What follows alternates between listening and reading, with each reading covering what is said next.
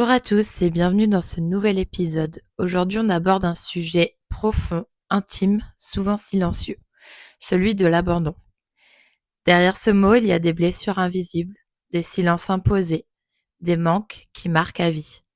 Mon invitée aujourd'hui est une amie, une femme forte, sensible, lumineuse, qui a accepté de poser des mots sur ce qu'elle a vécu. Abandonnée par ses deux parents à la naissance, élevée par ses grands-parents, elle nous partage son histoire, son regard sur la famille, l'amour et la reconstruction. Cet épisode, c'est pour toutes celles et ceux qui ont porté ce vide, ce trou dans le cœur, et qui cherchent à le comprendre, à le transformer. Merci d'être là et écouter avec le cœur. Donc merci à mon invité du jour d'être venu. Je vais te laisser te présenter, du coup. Bonjour, je m'appelle Cindy, j'ai 45 ans et je suis maman d'une petite fille de 8 ans qui s'appelle Lily Rose. Alors, tu es venu pour nous parler d'un thème qui te tient à cœur, du coup, que tu avais besoin d'exprimer. C'est sur quoi? Alors c'est sur le thème de l'abandon parce que j'ai été abandonnée à la naissance. Alors, est-ce que tu peux nous raconter dans quelles circonstances tu as été abandonnée? Alors j'ai été donc mes parents biologiques, donc ma mère est tombée enceinte à 18 ans. Euh, elle aurait caché sa grossesse à ses parents, donc à mes grands-parents. Et lorsqu'elle a accouché, du coup, en sortant de la maternité, elle serait venue me déposer sur le seuil de la porte devant chez ses parents. Et elle est partie. D'accord, donc tes grands-parents ne savaient pas qu'elle était enceinte et ne savaient pas qu'elle avait accouché. Non, d'après ce qu'on m'a raconté, elle ne savait pas qu'elle avait accouché, qu'elle était enceinte. Et du coup, quand elle m'a déposée sur le seuil devant la porte d'entrée, mes grands-parents étaient absents et c'est un de mes oncles qui était à l'étage dans sa chambre qui a entendu un bébé pleurer et qui est descendu et qui m'a trouvée. D'accord. Et il y avait quelque chose, enfin un écrit de déposer ou... Non, apparemment, il n'y avait rien du tout, juste un bébé dans un couffin avec la couche pleine et qui avait faim. Et du coup, la réaction de ton oncle à ce moment-là? Je ne sais pas trop ses réactions, j'ai jamais trop su. Je sais que mes grands-parents sont arrivés par la suite et du coup ont plus ou moins compris. Ils ont appelé mes parents et d'après ce que j'ai su, mon père ou ma mère, je sais pas trop parce que c'est assez vaste. Ils auraient parlé d'une maison d'adoption, donc mes grands-parents ont compris le sujet. Du coup, ils ont compris qu'il fallait qu'ils me gardent. Enfin, ils ont compris que c'était un abandon, quoique ma mère, donc leur fille, ne voulait pas de ce bébé, qui était moi. D'accord.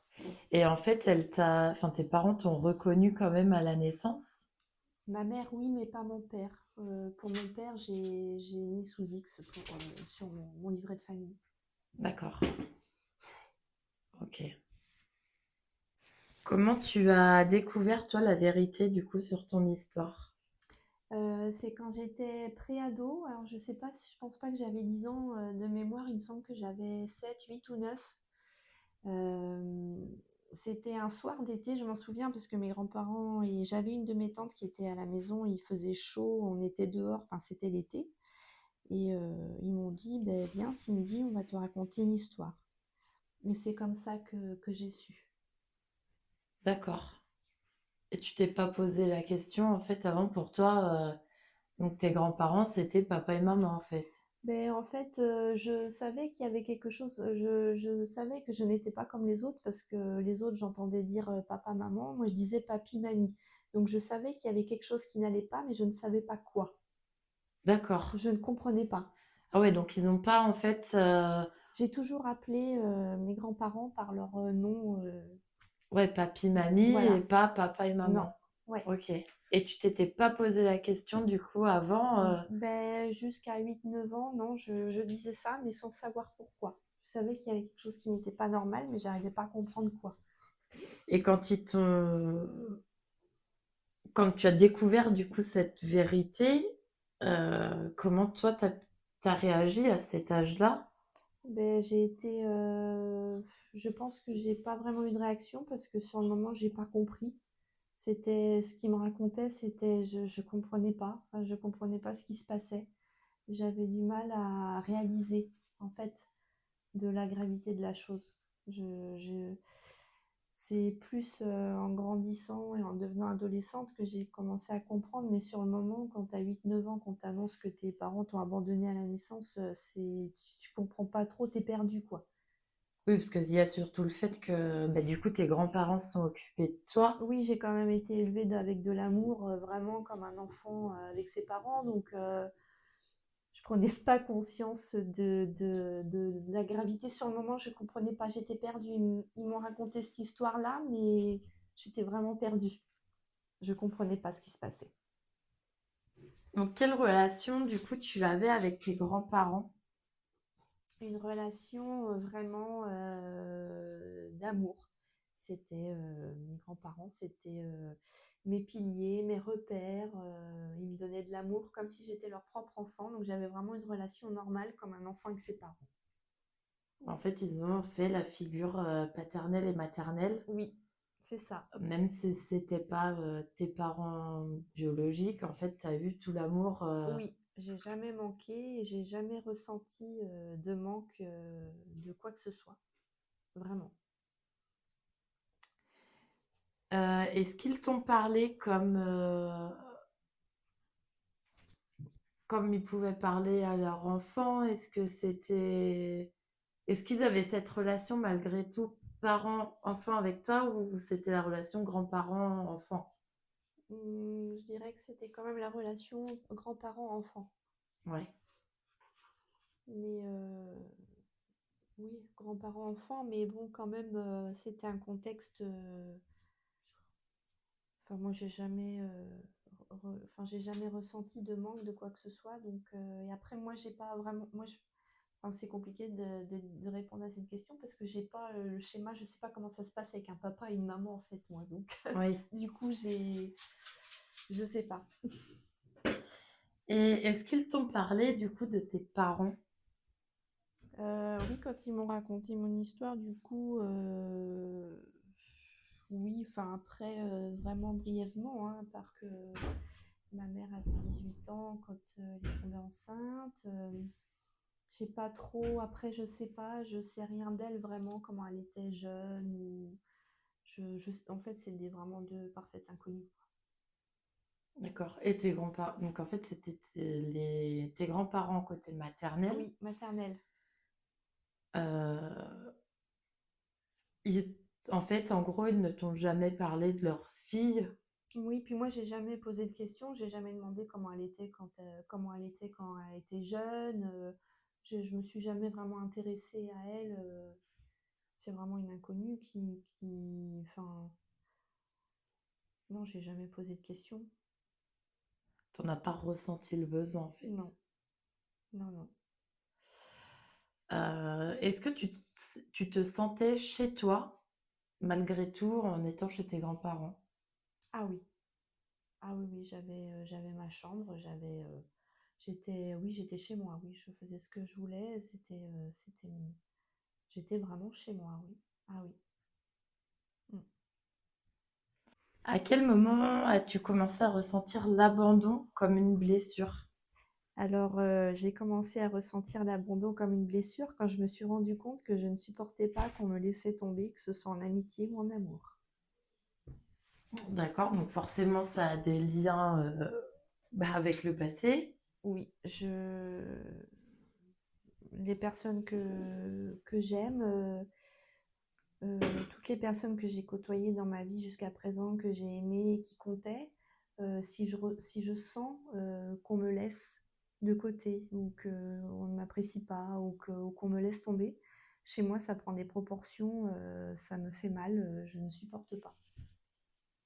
Je Est-ce que ne supporte pas parce que pour moi, c'est une sorte d'abandon, pas de la même manière, mais c'est dans ma tête, moi, c'est ce que je ressens. et ça s'est manifesté dans ta vie d'enfant, d'ado ou de femme? Ben, d'ado et de femme, du coup. Ouais.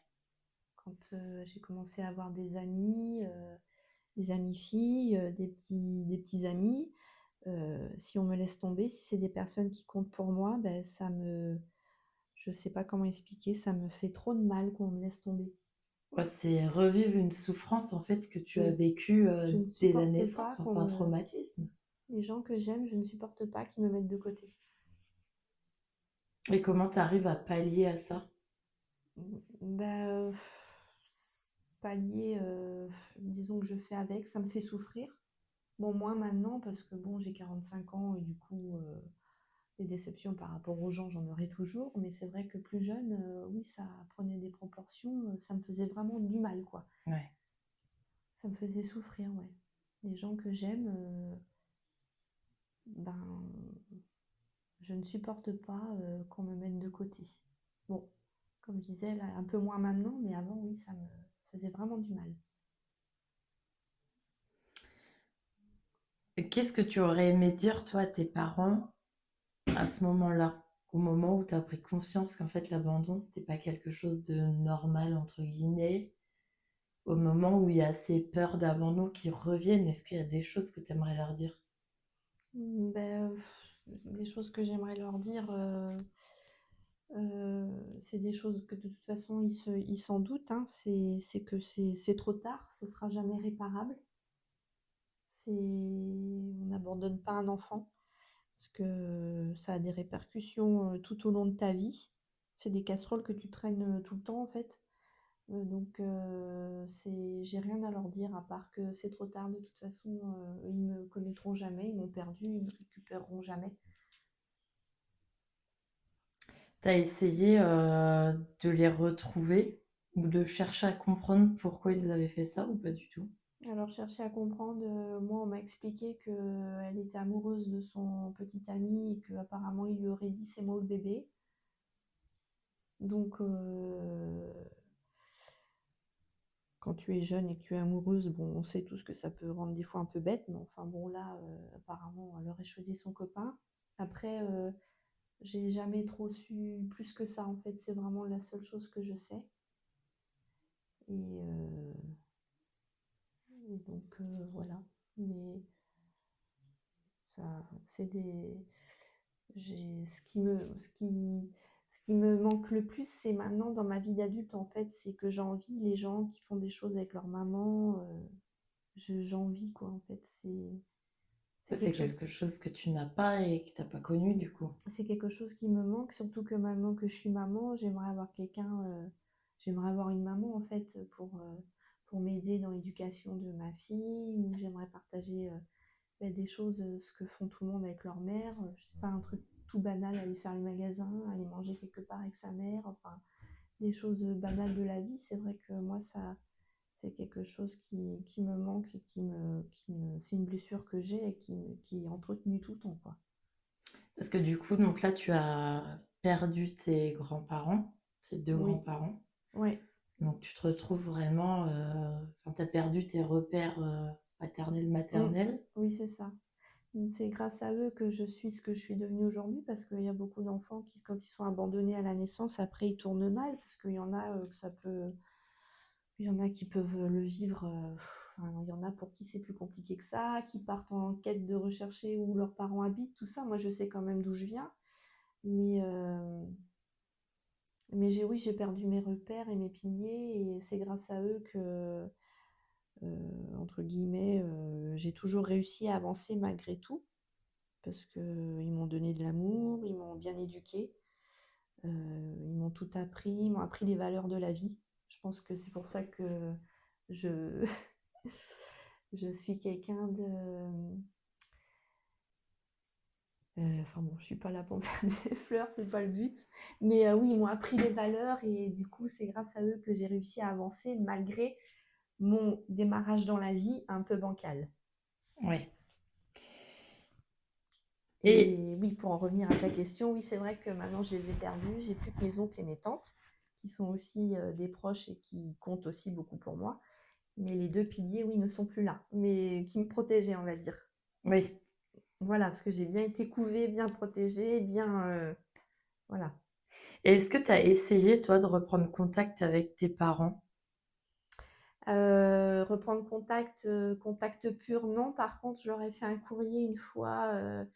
J'étais ado, je sais plus quel âge j'avais. J'avais fait le courrier avec une de mes tantes, ça m'a pris. Je lui ai fait une lettre en leur disant que elle sera jamais ma mère. Je pense que mon courrier a dû la.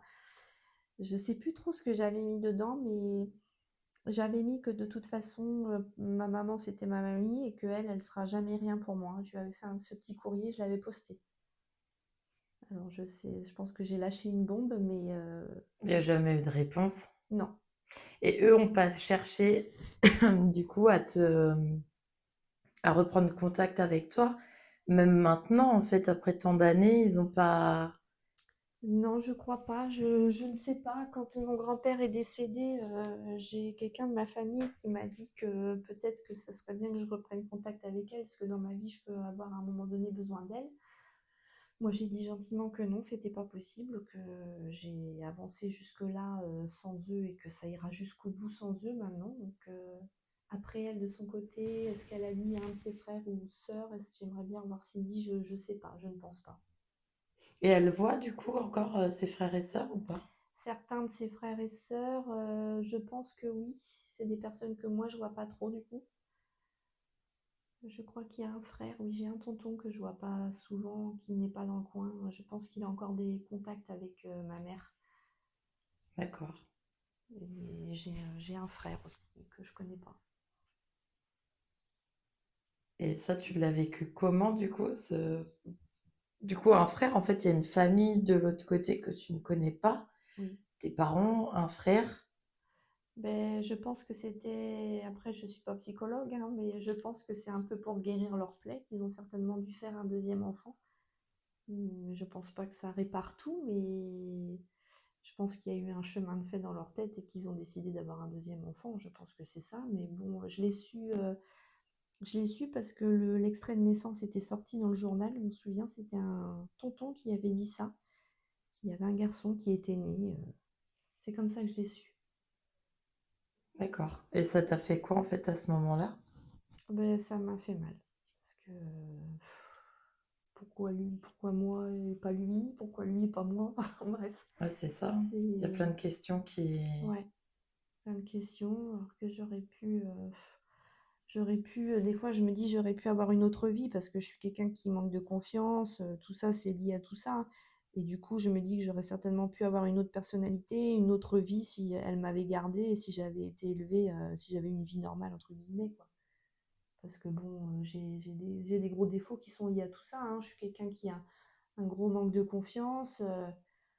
Je suis pas sûre de moi, j'arrive pas à prendre les décisions, j'arrive pas à foncer dans le tas quand il faut. J'ai toujours besoin de conseils, j'ai des amitiés que j'ai toujours peur de perdre. Enfin, c'est pénible, ça me fatigue quoi d'être comme ça. Mais c'est en moi, je peux pas. Ben, Je, il y a un traumatisme qui est présent, en fait, depuis ta naissance, au oui, final. oui c'est ça. Et enfin, c'est dur de passer outre aussi. C'est quelque chose d'important, c'est pas anodin. Oui, je sais que j'aurais dû faire un travail, j'aurais dû peut-être aller voir une psychologue pour en parler. Souvent, on me l'a dit que j'aurais dû faire ça. Après, c'est vrai, je l'ai jamais fait. Et t'en ressens pas le besoin. Peut- Peut-être un peu moins maintenant. À une période, je me suis dit oui, j'aurais dû. Mais là, maintenant, je sais pas. J'avoue que je me suis jamais trop penchée sur la question depuis. Honnêtement, non, je pense pas que pour l'instant, j'ai envie d'avoir quelqu'un pour parler de ça. Et du coup, à quel moment, toi, tu as commencé à en parler de ça? Est-ce que ça a été suite à l'annonce de tes grands-parents? Non, j'ai commencé à en parler à mes premières copines de lycée quand j'étais au lycée. Ouais. Avant, non. Donc, tu as gardé ça pour toi, en fait. Oui, mes copains, copines de primaire savaient que j'étais chez mes grands-parents, connaissaient, enfin savaient. Après, c'est plus quand j'ai grandi, quand j'ai été au lycée, que J'ai expliqué un peu à mes amis, en gros, vite fait. Mais après, non. Après, au fur et à mesure des connaissances que j'ai eues dans ma vie, voilà, je l'ai dit quand ça a été le moment de le dire. Parce que des fois, je me dis, ça peut comprendre ça peut aider les gens à comprendre comment je fonctionne. Ouais, t'as tout à fait raison. Et comment on construit son identité du coup quand on a été abandonné? Je pense que ça se fait naturellement. Enfin, tu te construis. Ben ouais, ça se fait naturellement. Tu te dis que t'as pas le choix que d'avancer sans avoir des gens pour te protéger et des parents, quoi. J'ai pas le choix j'ai pas le choix que de faire les choses comme elles doivent se faire, quoi. Mais c'est là maintenant que je suis maman, ben j'y ai pensé quand j'étais à la maternité. Je me suis dit j'aurais jamais pu abandonner Lily, ma fille. Je me demande quand on est une femme, qu'on a un enfant, comment on peut passer à l'acte, quoi. Je, J'y ai pensé. Je me suis dit mais jamais quand je la regardais dans son lit quand j'étais à la maternité, j'y ai pensé, c'est obligé, hein. Je la regardais et je me disais mais comment elle a fait il y a 45 ans, comment elle a fait, quoi. Je ne sais pas s'il faut avoir du courage ou je ne sais pas quel adjectif on peut donner pour qualifier la chose, mais quand je regardais ma fille dans le petit berceau, je me disais, mais comment c'est possible que tu abandonnes un petit bébé comme ça, tout mignon? Comment c'est possible, quoi? Je ne sais pas comment c'est possible. Bah, que tu le prennes en plus, enfin, que tu quittes la maternité, d'aller Ouais. le déposer Mm, sur le palier. Enfin, c'est. mm. Alors, on entend de plus en plus, enfin, de plus Ah en ben, je plus, suis pas on la entend seule des et histoires comme ça. il y en a, je sais pas combien, hein. Tu vois ça à la télé tout le temps, nez sous X, gna gna gna, les gens qui recherchent leurs parents, leur identité, tout ça. Moi, je regarde pas ces émissions, c'est des sujets qui me font mal. Moi, j'ai pas envie d'entendre ça. Ouais. Et c'est vrai que c'est. Enfin, étant maman, du coup, oui, comment on fait pour. Ah oui, j'y ai pensé, c'était obligé, hein. Je sais pas comment elle a fait, hein. Franchement, j'ai envie de dire chapeau, hein. Dans la bêtise humaine, ouais, chapeau. Qu'est-ce que tu aimerais dire aux personnes qui ont vécu ou qui vivent la même chose que toi? Je leur dirais de ne pas se laisser, alors facile à dire, hein, pas se laisser abattre et pas se laisser rattraper par le passé. Parce que, mais s'ils ont été élevés dans un milieu où il y avait de l'amour, eh bien, il faut continuer d'avancer, malgré tout. Après, je ne peux pas donner de conseils à ceux qui ne savent pas d'où ils viennent. C'est encore un autre sujet, c'est encore, je pense, encore plus compliqué de ne pas connaître ses racines et ses origines vraiment familiales, de ne pas connaître son père et sa mère. Là, par contre, je ne sais pas, ça doit être encore plus complexe. Mais moi, sachant d'où je viens, euh, voilà, c'est de continuer à avancer et former son petit cocon familial pour essayer de rattraper un peu ce passé bancal, quoi. Et qu'est-ce que tu aimerais dire aux gens qui ne comprennent pas, Oula. justement, aux gens qui ont pu abandonner ou aux gens autour qui ne comprennent pas cette douleur d'abandon? Alors là, je ne sais pas si je pourrais répondre. Je ne sais pas, c'est un sujet particulier. Les gens qui savent pas ce que c'est, que, enfin, que leur père ou leur mère les ont abandonnés, qui ne savent pas ce que c'est.